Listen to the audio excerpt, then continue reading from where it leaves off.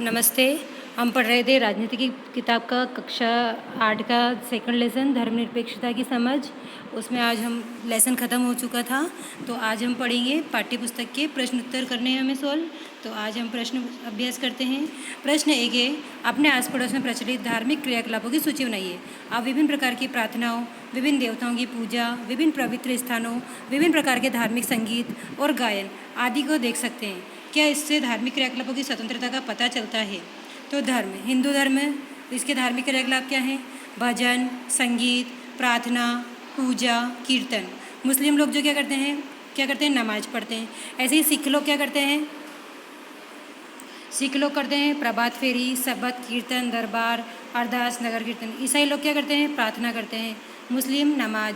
और हिंदू क्या करते हैं? भजन, संगीत, प्रार्थना, पूजा, कीर्तन आदि करते हैं। तो इससे इनकी धार्मिक क्रियाकलापों की स्वतंत्रता का पता चलता है। प्रश्न नंबर 2 है, अगर किसी धर्म के लोग यह कहते हैं कि उनका धर्म नवजात शिशु को मारने की छूट देता है, तो क्या सरकार किसी तरह का दखल देगी या नहीं? अपने उत्तर के समर्थन के कारण बताइए। उत्तर, हाँ, सरकार इस प्रकार की स्थिति में हस्तक्षेप करेगी। देखो, अगर किसी धर्म के लोग ये कहते हैं कि उनका धर्म जो है नवजात शिशु को मारने, जो बच्चा पैदा होता है उसको मारने की छूट देता है, तो क्या सरकार उसमें दखल देगी या नहीं? तो सरकार जरूर दखल देगी। क्यों? बच्चे ने क्या बिगाड़ा तो उसको मारोगे? तो पहला है, कानूनों के अनुसार किसी भी कारण से की गई हत्या एक अपराध है। तो कानून के अनुसार क्या है? किसी भी कारण से किसी की हत्या करना क्या है? एक अपराध है, और यह धार्मिक झूठ मानवाधिकारों का हनन है। मानव के अधिकारों का हनन कर रहा है ये, ठीक है। प्रश्न नंबर 3, इस तालिका को पूरा करना है। एक तरफ उद्देश्य लिखे हुए हैं, यह महत्वपूर्ण क्यों है? इस उद्देश्य के उल्लंघन का एक उदाहरण। तो देखो, एक धार्मिक समुदाय दूसरे धार्मिक समुदाय पर वर्चस्व नहीं रखता, यह महत्वपूर्ण क्यों है? ये सभी समुदाय के समान विकास हेतु। इसका उद्देश्य क्या है? जम्मू कश्मीर में मुसलमान हिंदुओं पर वर्चस्व रखते हैं। दूसरा, राज्य न तो किसी धर्म को थोपता है और न लोगों की धार्मिक स्वतंत्रता छीनता है, ये महत्वपूर्ण क्यों है?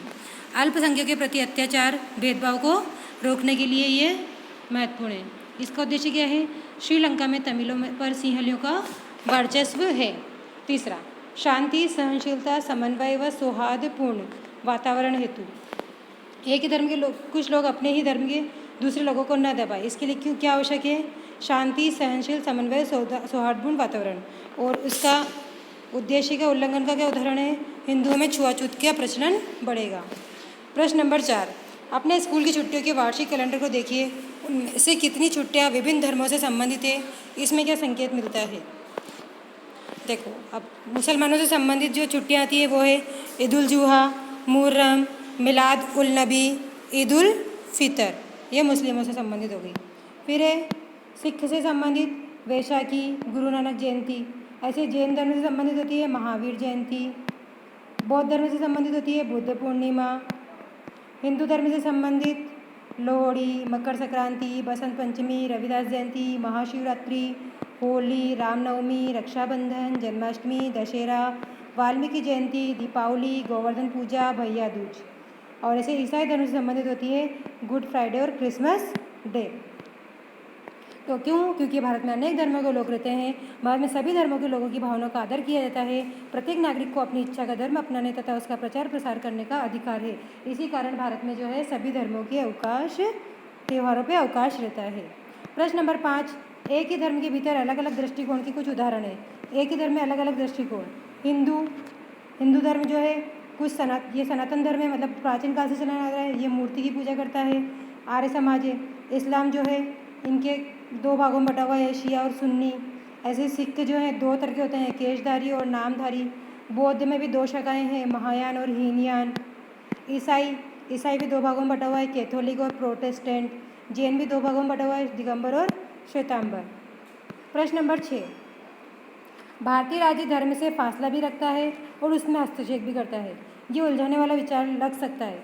इस पर कक्षा में एक बार फिर चर्चा कीजिए। चर्चा के लिए इस अध्याय में दिए गए उदाहरणों के अलावा आप अपनी जानकारी के अन्य उदाहरण का भी सहारा ले सकते हैं। भारतीय राज्य का धर्म से फासला।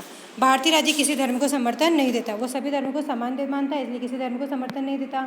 दूसरा, भारत में कचहरी, थाने, सरकारी विद्यालय और दफ्तर जैसे सरकारी संस्थानों में किसी खास धर्म को प्रोत्साहन देने उसका प्रदर्शन करने की छूट नहीं है। तो भारतीय राज्य का धर्म में हस्तक्षेप। धर्म के नाम पर अलग अलग करना और भेदभाव रोकने के लिए भारतीय संविधान ने छुआछूत पर पाबंदी लगाई है। अब धर्म के नाम पर अलग अलग करना या भेदभाव रोकने के लिए भारतीय संविधान ने क्या करा, छुआछूत पर एक पाबंदी लगा दी। दूसरा, माँ बाप की संपत्ति में बराबर हिस्से के अधिकार का सम्मान रखने के लिए राज्य को समुदायों के धर्म पर आधारित निजी कानूनों में भी हस्तक्षेप कर सकता है। तो माँ बाप की संपत्ति का बराबर हिस्सा के लिए अधिकार का सम्मान करने के लिए राज्य को समुदायों के धर्म पर आधारित निजी कानूनों में भी हस्तक्षेप कर सकता है, मतलब वो संपत्ति के मामले में राज्य बोल सकता है। अगला है प्रश्न नंबर 7 में दिया गया यह पोस्टर शांति के महत्व को रेखांकित करता है। इस पोस्टर में कहा गया है शांति कभी न खत्म होने वाली प्रक्रिया है, ये हमारी आपसी भिन्नताओं और साझा हितों को नज़रअंदाज करके नहीं चल सकती। ये वाक्य क्या बताते हैं, अपने शब्दों में लिखिए। धार्मिक सहिष्णुता से इसका क्या संबंध है? शांति से हम सब कुछ प्राप्त करते हैं, इससे हमारा अपना तथा देश का विकास होता है, हम सब उन्नति के पथ पर अग्रसर होते हैं। दूसरा, शांति उसी समय स्थापित की जा सकती है जब सभी धर्मों के बीच सहिष्णुता होती है, सब मिलजुल कर रहते हैं। अगर सब धर्म आपस में लड़ाई करेंगे तो शांति स्थापित नहीं होगी। तो शांति स्थापित करने के लिए होने से हमारा देश का भी विकास होगा और हमारा खुद का भी विकास होगा। और शांति तभी स्थापित की जा सकती है जब सभी धर्मों के बीच सहिष्णुता होती है और सब मिलजुल कर रहते हैं।